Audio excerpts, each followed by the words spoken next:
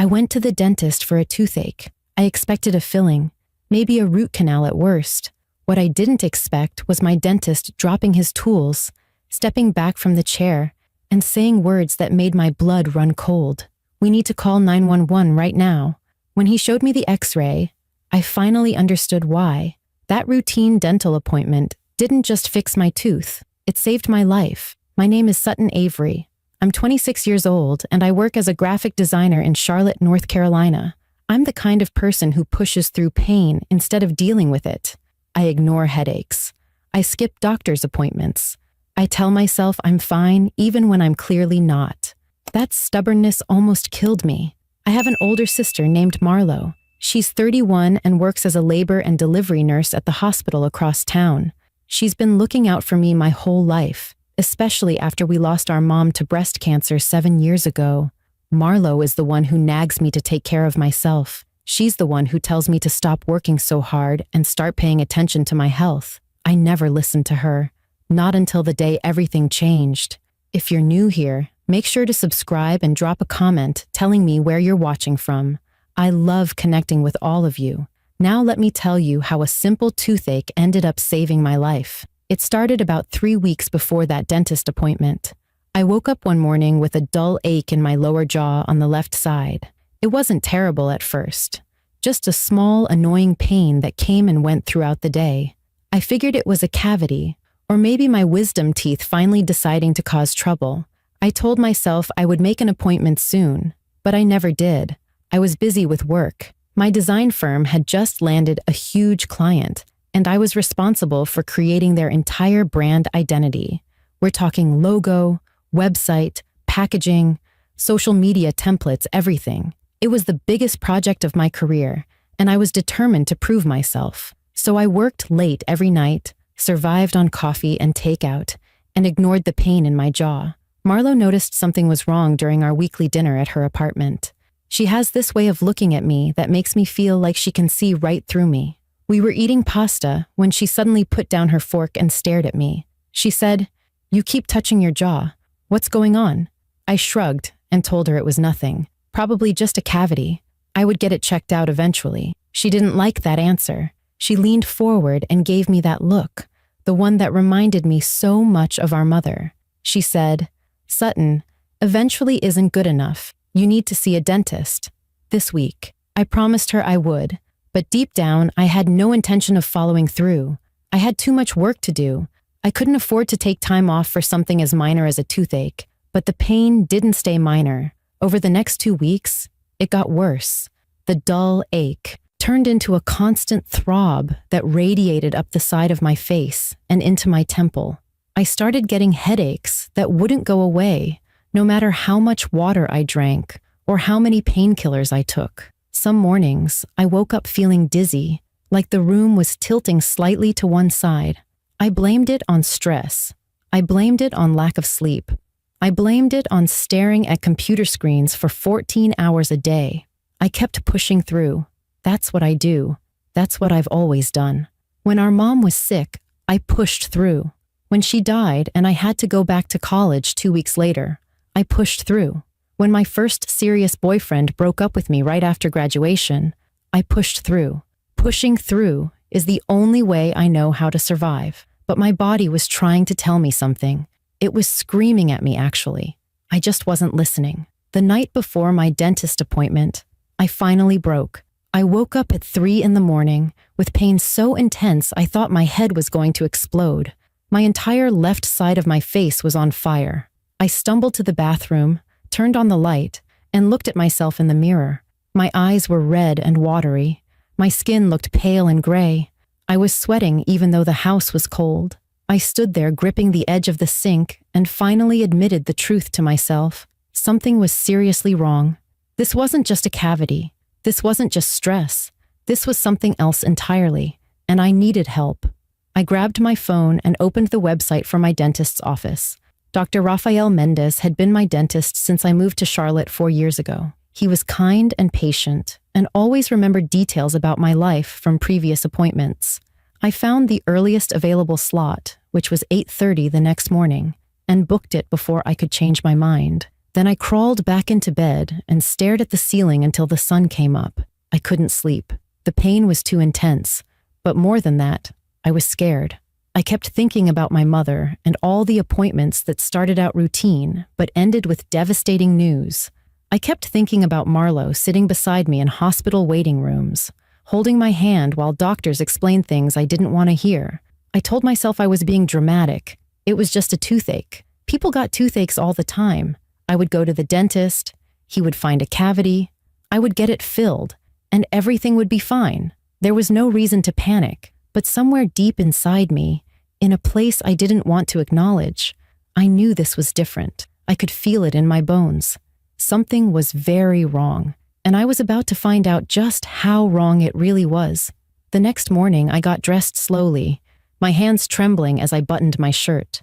I skipped breakfast because my stomach was too twisted with nerves to eat anything. I drove to the dentist's office in silence, not even turning on the radio.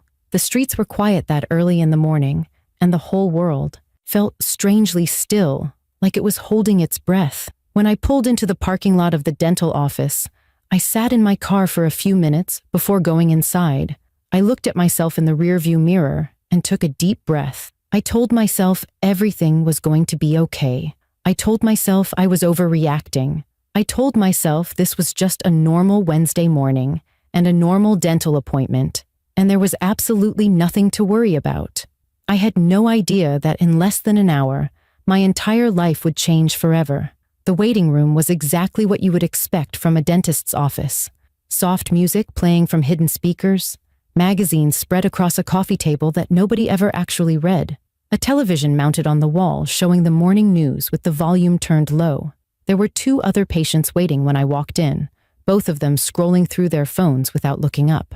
I signed in at the front desk and filled out the standard paperwork: medical history, current medications, reason for visit. I wrote down jaw pain and headaches and handed the clipboard back to the receptionist. She smiled and told me Dr. Mendez would be with me shortly. I sat down in one of the padded chairs and tried to calm my racing heart. My phone buzzed with a text from Marlo. She wrote, "Good luck at the dentist. Call me after and let me know what they say. Love you." I typed back a quick reply telling her I would, and then shoved my phone into my purse. I didn't want to talk to anyone right now.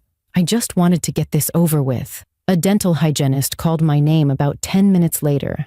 Her name tag said Brianna, and she had a warm smile that put me slightly at ease. She led me down a hallway lined with doors and into a small examination room with a large chair in the center. The chair was reclined slightly, and there was a bright light positioned above it. A tray of dental tools sat on a counter nearby, all of them shiny and sterile. Brianna asked me to sit down and lean back. She draped a paper bib across my chest and asked me to describe my symptoms. I told her about the jaw pain that had been getting worse for 3 weeks. I told her about the headaches that wouldn't go away. I mentioned the dizziness but said I thought it was probably just stress from work. She nodded and typed everything into a computer. She said they would start with some x-rays to get a better look at what was going on. She positioned a heavy lead apron over my chest and placed a small plastic device in my mouth. She told me to bite down and hold still. The machine made a clicking sound, and then she moved it to a different angle and did it again. After that, she brought over a larger machine that wrapped around my head for what she called a panoramic x-ray. She said it would give them a complete picture of my jaw, teeth, and surrounding structures. I sat alone in the examination room while she went to process the images. The minutes felt like hours. I stared at the ceiling tiles and counted them one by one. I listened to the muffled sounds of conversations happening in other rooms. I tried to convince myself that everything was fine, and I would be out of here soon, with nothing more than a prescription for antibiotics. When the door finally opened, it wasn't Brianna who walked in. It was Dr. Mendez. He was a man in his mid-50s with graying hair and kind eyes behind wire-framed glasses. He usually greeted me with a smile and asked about my work or my sister or whatever we had talked about during my last visit. But today he didn't smile. His expression was serious, and he was holding the x-ray in his hand like it weighed 100 pounds. He sat down on the rolling stool beside my chair and moved closer to me. He didn't say anything at first. He just looked at me with an expression I couldn't quite read. It wasn't concern exactly. It was something deeper than that. Something that made my stomach drop. He spoke slowly and carefully. He said, "Sutton, I need to ask you some questions before we go any further. Have you been experiencing any headaches recently?" I told him yes, almost every day for the past few weeks. He nodded and asked if I had been feeling dizzy or lightheaded. I said yes to that too. I assumed it was because I wasn't sleeping well. He asked if I had noticed any changes in my vision, blurry spots, flashes of light, anything unusual. I thought about it for a moment. There had been a few times when my vision seemed slightly off, like I was looking through a dirty window. I told him about it, and his expression grew even more serious. He stood up from the stool and removed his latex gloves. He set them down on the counter and turned back to face me. His voice was calm, but firm when he spoke. He said, "Sutton, I need you to stay very calm right now. We need to call 911 immediately." I felt like someone had punched me in the chest. I couldn't breathe. I couldn't think. I opened my mouth to ask what was happening, but no words came out. He picked up the X-ray and held it up to the light so I could see it. He pointed to an area near the top of the image, far above my teeth, in a region I didn't even know a dental X-ray could capture. There was a dark shadow there, something that clearly didn't belong. He said, "This shadow right here. This is not supposed to be there. I'm not a neurologist, but I've seen enough in my career to know that this needs immediate attention. I'm not going to let you walk out of this office without getting you to a hospital." I stared at the shadow on the X-ray, and my whole world started spinning. This wasn't a cavity. This wasn't a wisdom tooth problem. This was something in my head, something growing near my brain, something that could kill me. I couldn't stop staring at that shadow on the X-ray. It was small, maybe the size of a grape, but it looked monstrous to me. It looked like a death sentence. My hands were shaking so badly that I had to grip the armrests of the dental chair just to keep them still. My mind was racing through 1,000 different scenarios, and none of them were good. Dr. Mendez must have seen the panic in my eyes because he put his hand on my shoulder and spoke in a calm, steady voice. He said, "Sutton, I know this is terrifying, but I need you to breathe.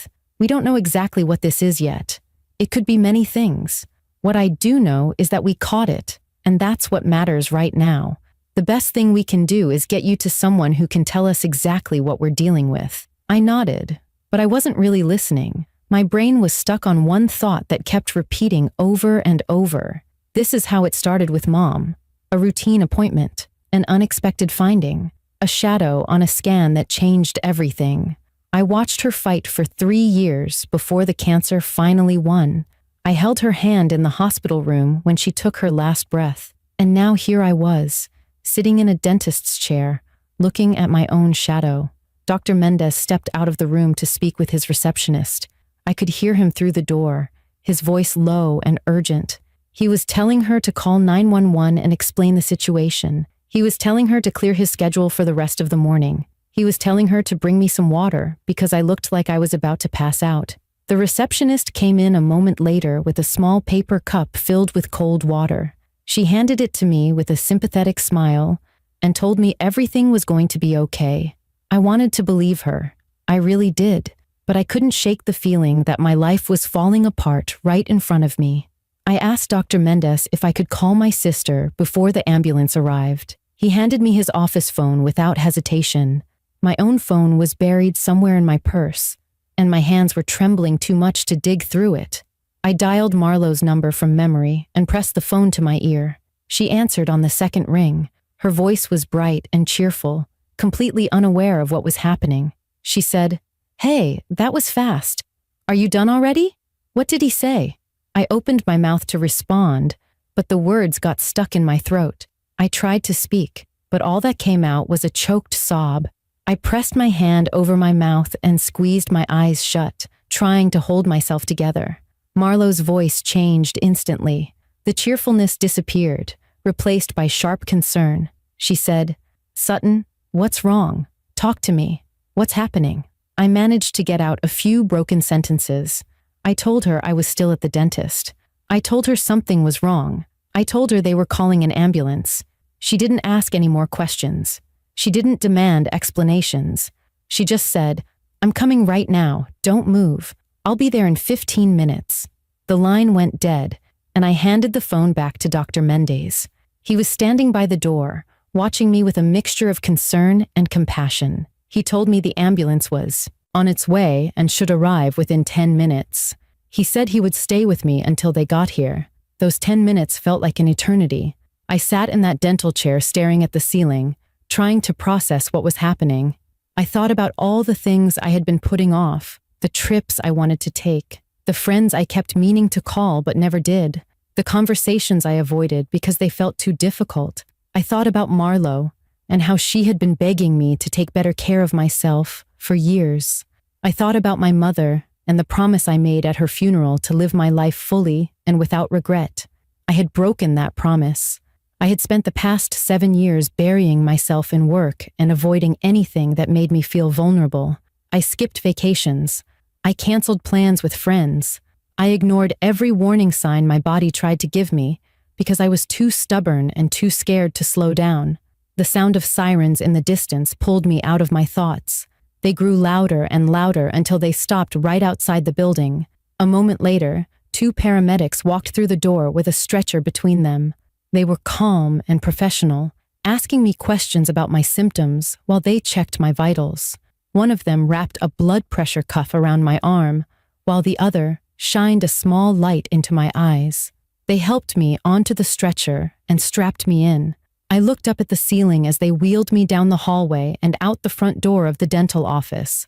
The morning sun was bright and warm on my face, and for a moment, I closed my eyes and let myself feel it. I didn't know what was going to happen next.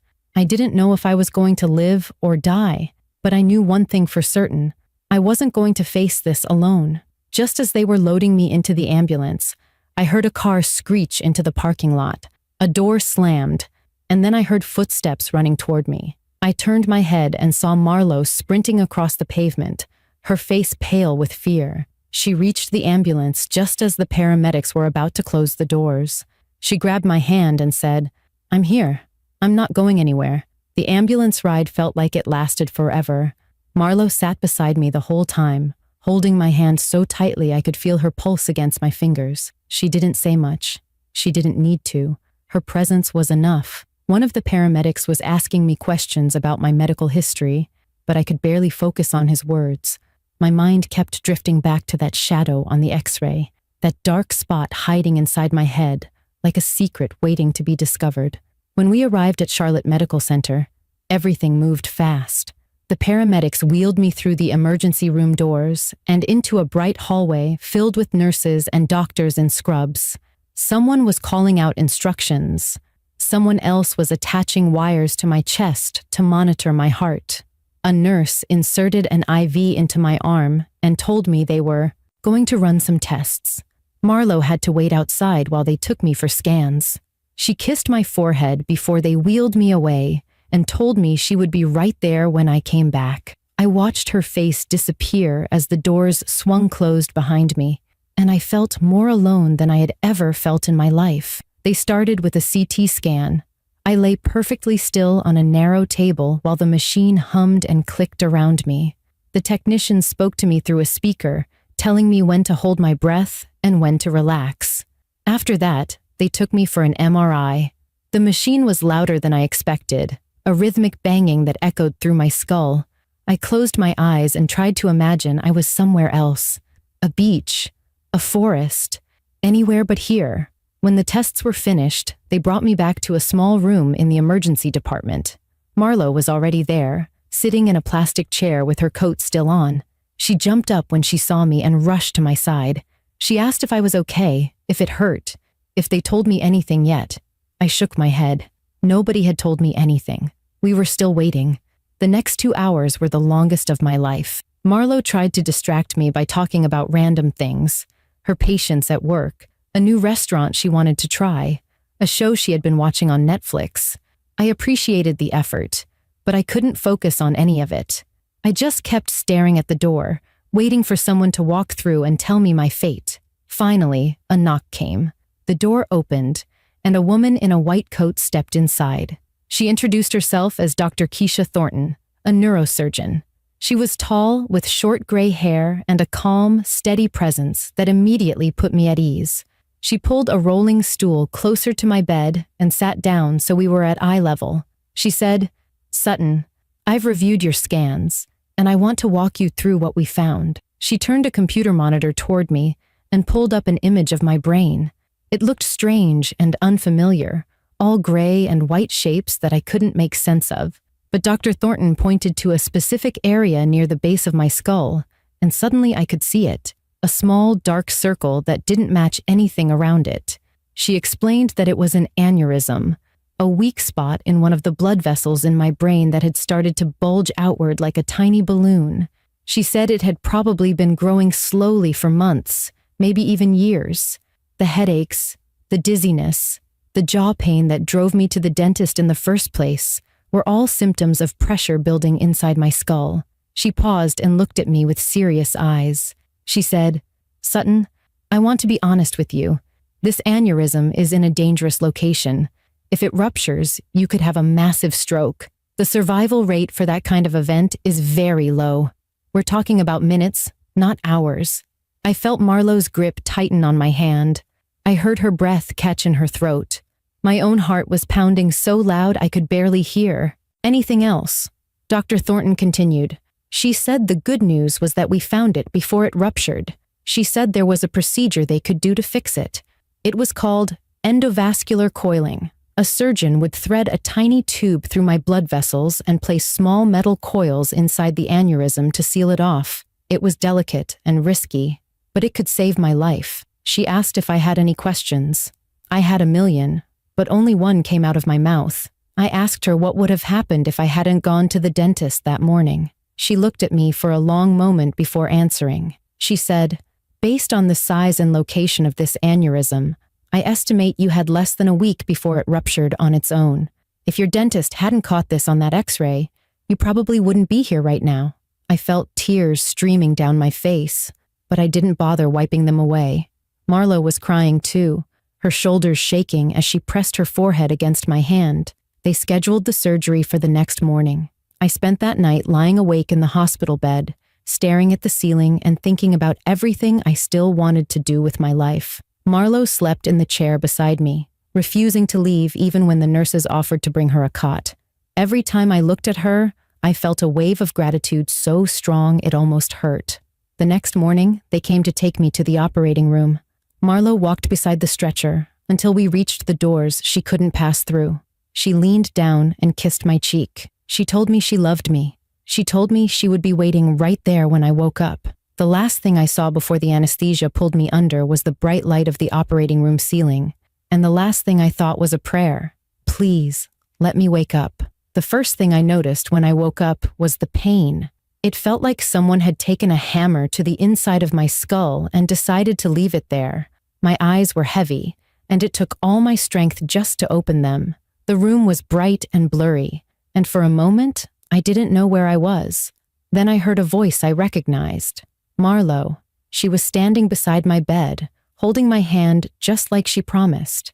When she saw my eyes open, her face crumpled with relief. Tears started streaming down her cheeks, and she leaned forward to press her forehead against mine. She whispered that I was okay. She whispered that the surgery worked.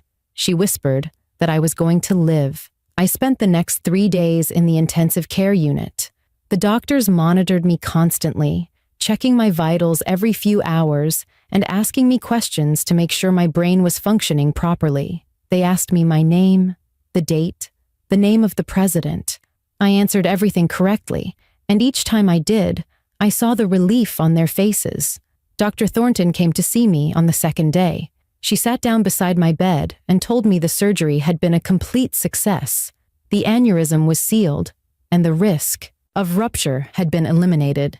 She said I would need to take it easy for a few weeks and come back for regular checkups, but there was no reason I couldn't live a completely normal life from now on. I asked her how this happened. I asked her why a 26-year-old with no family history of brain problems had developed an aneurysm. She said sometimes there was no clear answer. Sometimes these things just happened. But she also said that my body had been sending me warning signs for weeks. The headaches, the dizziness, the jaw pain. If I had listened sooner, we might have caught it even earlier. A week after my surgery, I went back to Dr. Mendez's office. I didn't have an appointment. I just needed to see him. I needed to thank him for what he did. I brought a bouquet of sunflowers and a card that I had spent hours writing. The words felt inadequate for what I wanted to say, but I did my best. When he saw me walk through the door, his face lit up. He came around the reception desk and pulled me into a hug. He told me he had been thinking about me every day since the ambulance took me away. He told me he called the hospital to check on my progress, but couldn't get any information because he wasn't family. I handed him the flowers and the card. He read it right there in the waiting room, and I saw his eyes get misty behind his glasses. The card said, "You didn't just fix my tooth. You saved my life. I will never be able to thank you enough." He looked at me and said something I will never forget. He said, "Sutton, in 30 years of dentistry, I have never seen anything like what happened with you. When I looked at that X-ray, something told me to look closer. Something told me not to ignore that shadow. I believe you were meant to walk into my office that day, and I believe someone was watching over you."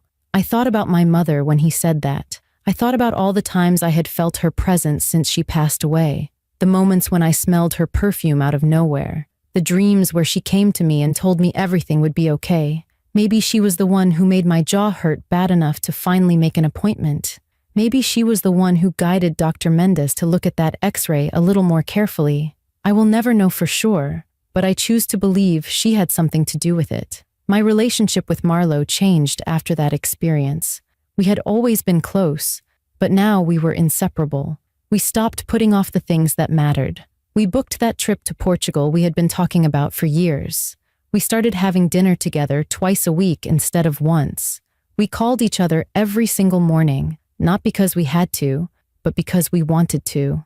I quit my job at the design firm 2 months after my surgery. The stress and the long hours weren't worth it anymore. I started my own freelance business and began taking on projects that actually excited me. I worked fewer hours and spent more time doing the things I loved. I went hiking on weekends. I learned to cook new recipes. I adopted a cat named Biscuit who sleeps on my chest every night.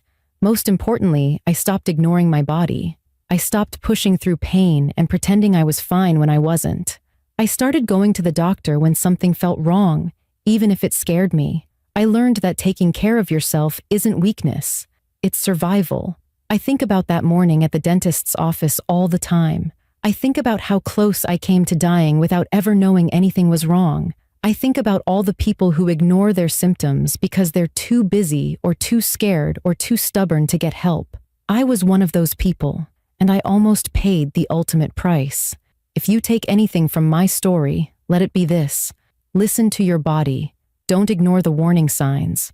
Don't put off the appointments that could save your life. And never ever assume that a small pain isn't worth checking out. Because sometimes the thing that saves you isn't a dramatic intervention or a miracle surgery. Sometimes it's a routine X-ray at a dentist's office that catches something nobody was even looking for. I went in for a toothache. I came out with a second chance at life, and I'm going to spend every single day making sure I deserve it. If this story touched you, make sure to subscribe to my channel and leave a comment telling me if you've ever ignored a symptom that turned out to be something serious. I read every single comment, and your story might help someone else.